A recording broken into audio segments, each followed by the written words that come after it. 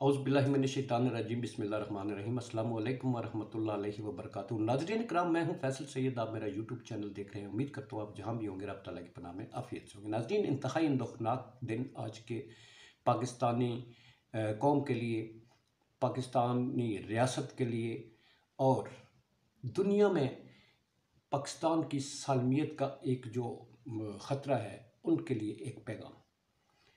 जनाब, आपको मालूम है पुलिस लाइन पेशावर में मस्जिद में अल्लाह के घर में बम धमाका होता है, खुदकश हमला, और उसके नतीजे में अभी तक की इतलात के मुताबिक 32 जो है वो शहीद हो चुके हैं हमारे पाकिस्तानी, और इमाम मस्जिद समेत 150 अफराद जो हैं वो ज़ख्मी हो चुके हैं। वहाँ पर वज़ीर आज़म साहब भी पहुँच चुके हैं, वज़ीर दाखिला साहब भी पहुँच चुके हैं, वज़ीर दिफा साहब भी पहुँच चुके हैं। यानी इतना ये सेंसिटिव एरिया है जिसमें ये धमाका हुआ, और उसकी सिक्योरिटी के हवाले से एक बहुत बड़ा क्वेश्चन मार्क है।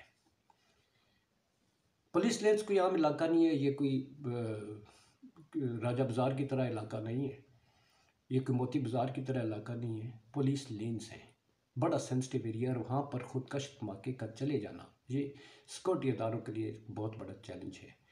जैसा कि KPK में एक सिक्योरिटी थ्रेट है, पूरे KPK में ज़ाहिर है अफ़गानिस्तान के साथ बॉर्डर है, और उस हवाले से वहीं से सारे अभी तक वाक़यात होते आए हैं। हमारी मिलिट्री भी वहीं पे ऑपरेशन करती रही है दहशतगर्दों के ख़िलाफ़। तो वहाँ पर तो 24 घंटे जो है आई वॉच होना चाहिए था, स्ट्रिक्ट आई वॉच। फिर इतने सेंसिटिव एरिया में तो आम इलाकों का क्या हाल होगा? आम इलाकों का क्या हाल होगा? यहाँ गरीब मारा जा रहा है, गरीब की हिफाजत के लिए कोई बंदोबस्त नहीं है। गरीब इस मुल्क में वो दहशतगर्द हमलों में मारा जाता है, वो महंगाई में मारा जाता है, वो पेट्रोल बम से मारा जाता है, वो बिजली और गैस बम से मारा जाता है, वो रोटी और आटे के बम से मारा जाता है। ये अलमिया है इस मुल्क का। कोई नहीं इनकी हिफाजत के लिए सोचेगा। अफसोस का इजहार होगा, कुछ इंसान की कीमत लगा दी जाएगी और उनकी मुआवजे की अदायगी का ऐलान कर दिया जाएगा। असल बात यह है कि इन धमाकों के पीछे कौन है? हमारे मुल्क का ये अलमिया है कि बरसों से ये मुल्क जो है ये लाशें उठाता आ रहा है। हमारे फौजी जवान वो छोटे लेवल से लेके बड़े हाईएस्ट रैंक्स तक जाने दे रहे हैं। छोटे छोटे जनाब ये सिपाही, लांस नायक, सूबेदार, lieutenant, second lieutenant, captain, major, colonel, brigadier general तक जो है तो जाने दे चुके हैं। कौन है जो इस मुल्क को तबाह करना चाहता है? किसी से डर की जो भी बात नहीं है। इस सब के पीछे अमेरिका है। हमने रूस की जंग में, अफ़गानिस्तान की जंग में अपना सर जो है वो उसके कुचलने के लिए रखा, उनका साथ दे के, और अभी तक कुचले जा रहे हैं। अमेरिका डू मोर का करता क्या आ रहा है, हमारी कमज़ोरियों से फ़ायदा उठाता है। कभी किसी सियासी जमात से फ़ायदा उठाते हुए पाकिस्तान को डिस्टेबलाइज़ करता है, तो कभी हमारे मजबूत होते हुए हमें कमज़ोर करने के लिए वो साजिश कर रहा होता है। दहशतगर्द इस वक्त कौन है? यहाँ पर सरेआम बताया जा रहा है कि जो दहशतगर्दों के पास असला है वो इतना जदीद है, वो सारा अमेरिकन असला है। पीछे थाने में हमला हुआ था पेशावर KPK में, वहाँ पर जो वेपन्स इस्तेमाल किए पता चला जी वो भी अमेरिकन है। तो अमेरिका ही असल में जवाज़ तलाश करना चाहता है पाकिस्तान में अपने अड्डे कायम करने के लिए। इमरान खान ने नो, एब्सोल्युटली नॉट कहकर रिफ्यूज़ कर दिया था।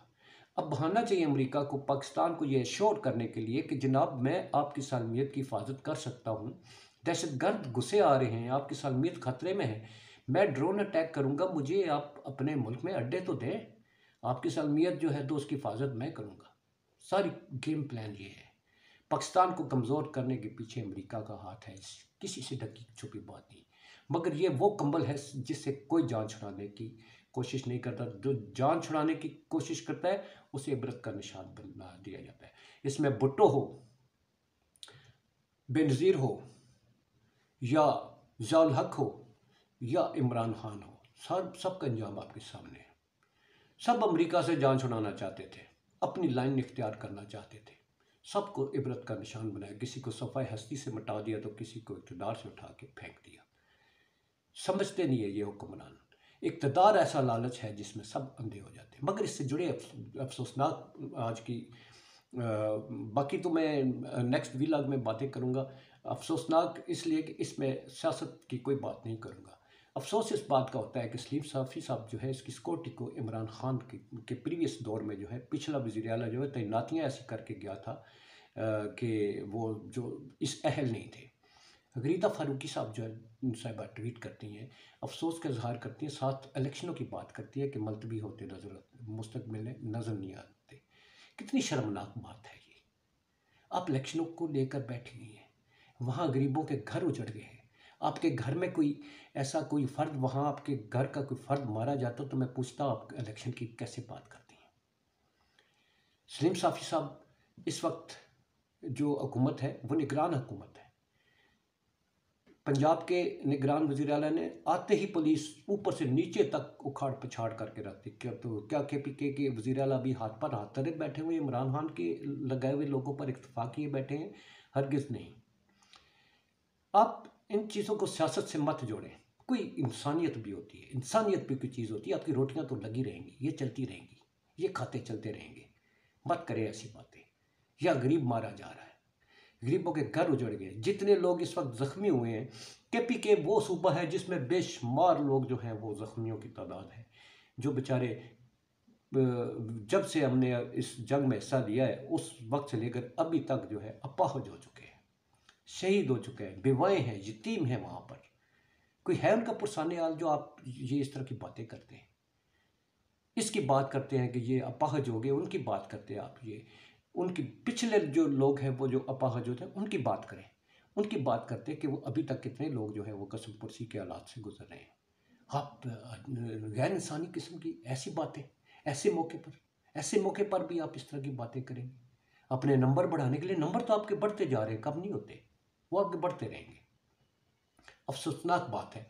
तो आज जी इसी हवाले से जो आपको पता है UAE के जो सदर हैं वो रहीम यार ख़ान शिकार के लिए वो आते हैं, वो आए हुए थे। तो उन्होंने इस्लामाबाद आना था तो उनका दौरा भी मुलतवी कर दिया गया। मगर वेदर की जो है वो ख़राबी बताई जाती है। मगर वेदर हो सकता है, मगर आज का ये जो अंदोखनाक हादसा है ये भी ना आने की वजह हो सकती है।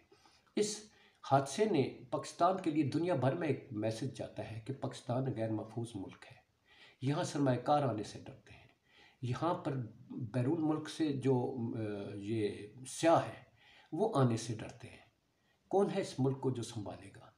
कब इस सियासत के रुख बदलेंगे? कब इस सियासत की किताब में एक उन्वान आएगा कि आओ हम मिलकर बैठते हैं, आओ हम मुल्क का सोचते हैं, आओ हम इस गरीब का कुछ सोचते हैं। ये टॉपिक्स कब इनकी सियासत इक़्तिदार की जंग में ये भी उन्वान शामिल होंगे? काश ऐसा होता। मिलते हैं अगले व्लॉग में। अपना बहुत सारा ख्याल रखिए। पाकिस्तान जिंदाबाद, पाक अफवाज पाइंदाबाद।